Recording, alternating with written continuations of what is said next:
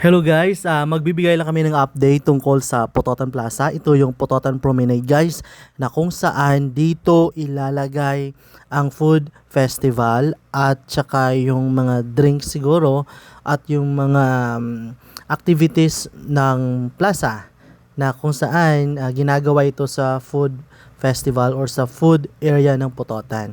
So napakalawak nito guys at ready na.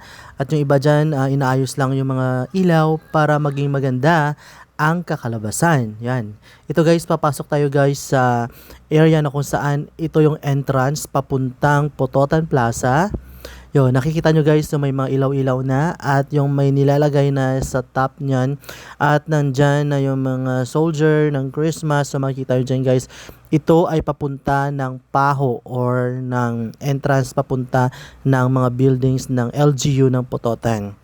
So maganda to guys, mahabang area to guys at yan na ang mga bagong design sa mga building ng Pototan LGU guys, no? Yon, nakikita nyo yung mga pine trees at yon ang DSWD building at ito yung pinakamagandang municipal hall dito sa Iloilo guys, ang Pototan Municipal Hall.